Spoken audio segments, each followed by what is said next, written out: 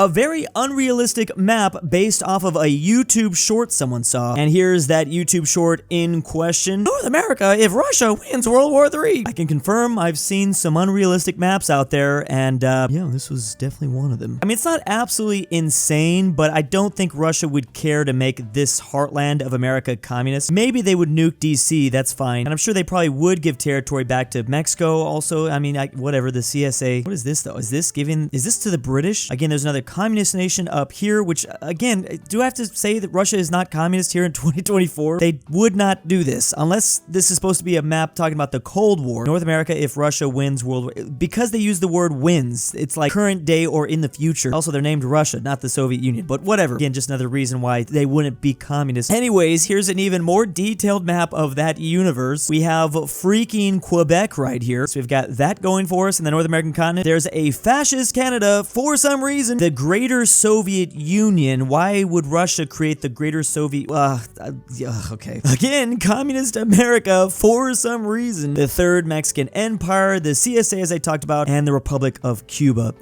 This is not like insane. It's not like the worst map I've ever seen. I feel like to make a good alternative history scenario, you need to look at the past and like make a small twist in it. So what we did to the Soviet Union after the Cold War, we left the Russian Federation and just forced them to have old territory break away. So you're talking about the Baltics, Ukraine, Belarus, obviously as we just showed, all of Central Asia and the Caucasus Mountain nations. I feel like this map does kind of an okay job of that. But one thing we didn't do is give existing nations more land. So I don't know about this Mexican Empire, but this has been thrown around so much in history for Mexico to get this stuff back.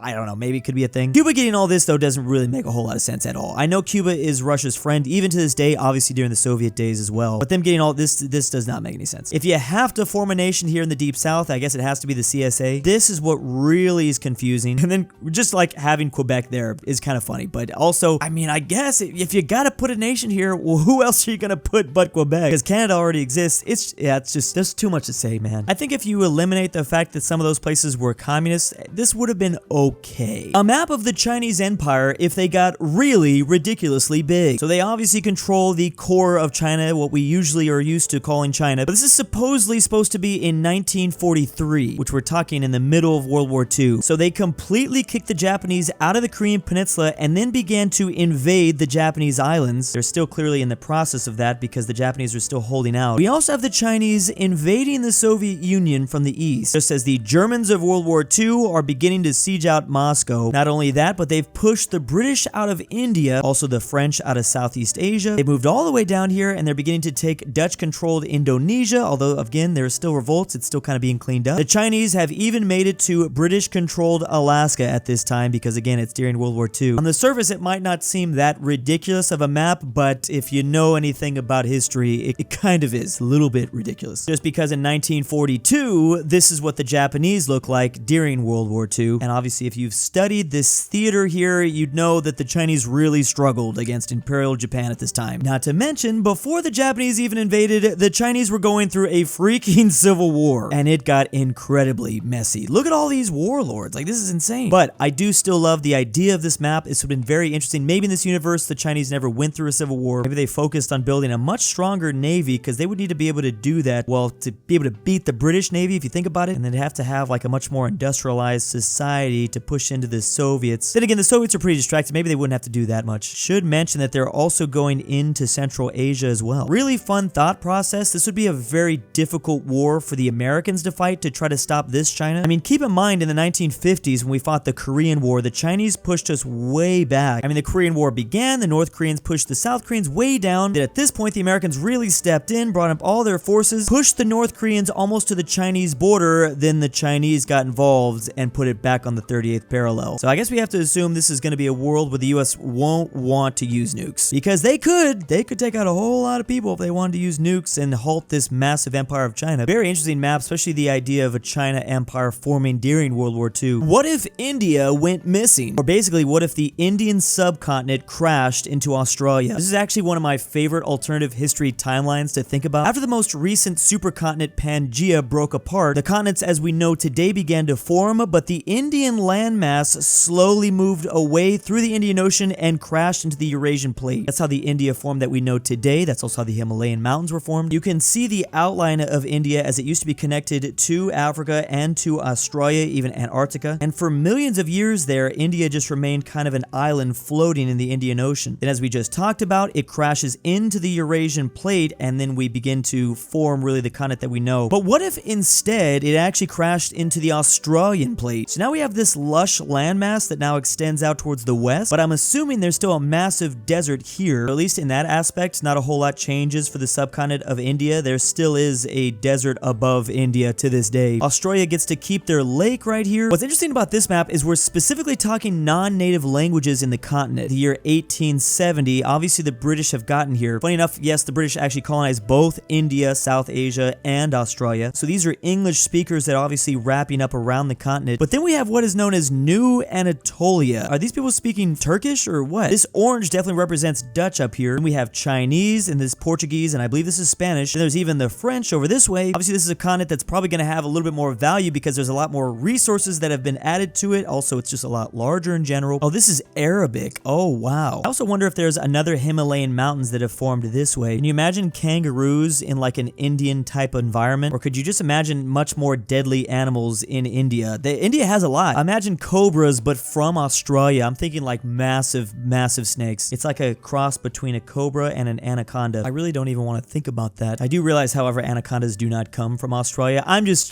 saying. Wow, this means that the Himalayas did not appear and the Chinese were able to spread to Persia. That's a whole other aspect of this universe we didn't even think about. All this wouldn't even exist, so who knows what happens if there's even a desert up here. The Chinese could probably move into Persia if they wanted. Talk about a giant miss. Divided we stand, united we fall, or what if the US didn't work out? These are the former 13 colonies that have now just turned into their own individual countries. The American Revolution was successful, but after that, they all just decided to go their own way. Well, except for maybe Georgia. This might be a British colony, judging by their flag. Yeah, I think that's the case. Love the addition of the peach. Actually, there's a lot of places that have gone back to the British Empire, or maybe they never left. Boston even, so there's like a lot of like, this is basically a Hong Kong in this universe. There are small British enclaves kind of sprinkled throughout the North American continent. Oh, the British still have New York. Now it's under the British Admiralty of Long Island. New England is its own thing, but it's not quite as big. Geez, Philadelphia went their own way. This is such an ugly flag, New Jersey. What's funny about this is this might be a thing for like a decade or so, but I have absolutely no doubt in my mind the British would just take all this out. The British Empire ended up looking like this, and if they really wanted to just take the 13 colonies back, they absolutely would. We barely won a stalemate in the War of 1812 against the British. If all these states were divided, then yeah, they would just pick us off one by one. Kind of a scary situation, because this could have technically happened. What if the Kurland pocket somehow still survives? It's one of the final territories the Germans controlled during World War II. It exists northwest of modern-day Latvia and north of Lithuania, and I'm assuming this is a world where the Allies just let that happen for whatever reason. Well, specifically, it'd have to be the Soviet Union that lets that happen, because it's really them that end up taking all that. So in this scenario, they oof like all of Eastern Europe and then just decide to let them live up there. I mean, obviously, I can't imagine this happening, but it is kind of funny. It seems as though they are still fascist. Now, fascism did still exist after World War II, specifically in the Iberian Peninsula, Francisco Franco in Spain. They now have New Berlin over here. Did Mustache Man escape this way too? I mean, who knows? Some interesting naming for some other areas. Keep in mind, on the exact day before the Germans surrendered in World War II, this is what they still controlled. There were still Germans all in Central Europe. They controlled the peninsula of Denmark, all of Norway, and yes, this pocket that we're talking about here. So clearly the Americans, the French, and the British weren't okay. They took over all this stuff, but then the Soviets, for whatever reason, I mean, it's just unrealistic. It's fun to suspend the disbelief for a second, but the Soviets were obviously extremely mad, and they wanted to take the revenge on the Germans after what happened. I don't see this happening. Imagine a nation like this existing after all the horrific things they did for decades to come. Crazy. In reality, if we couldn't take it over, this is more than likely their fate. It's a big old mushroom cloud. An interesting thought made me think about the Kurland pocket for the first time. The World of Tordas. This is a real-life meme treaty, pretty much, where basically 500 years ago, Portugal and Spain decided they owned the world. But this is a world that actually took that seriously. This is the year 1900. So funny enough, the original Spain and Portugal in this universe are now just called Old Spain and Old Portugal. That's because we got all that new land out here. Well, if you consider it new land, they've had this for 400 years in this universe. So in blue is the Portuguese Empire, and in yellow, the Spanish Empire. Immediately, I'm thinking this is a universe where Portugal actually followed the treaty they signed. Obviously, the real Brazil and our world ended up getting way bigger than this. So this is a North American continent that completely completely speaks Spanish. This territory is known as the United Provinces of North America that has been integrated obviously in the Spanish Empire. Not sure how this ended up getting called the Louisiana Territory if there was no France to call it the Louisiana Territory, but who knows how exactly this all formed up. There's a Spanish Autonomous Mormon Territory though, which I now just learned there is technically a Spanish translation of the Book of Mormon. Finally, to cap off this new giant Spanish Empire, they have the far, far east of Russia, which is like Siberia. Literally, there's like 12 people living here. And finally, we have a Spanish New Zealand known as New Aragon, and also a Spanish province of Australia. Oh, Papua New Guinea's included too. I actually think this new Portuguese empire looks way stronger though. Somehow in this universe, they colonized Ireland, Cornwall in the UK, also Belgium for whatever reason, and the United Kingdom themselves doesn't actually exist. This actually might be a puppet. England themselves might be a puppet under Portugal. Then we have Wales and Scotland. It's the year 1900, and obviously in our universe, the Holy Roman Empire here ended up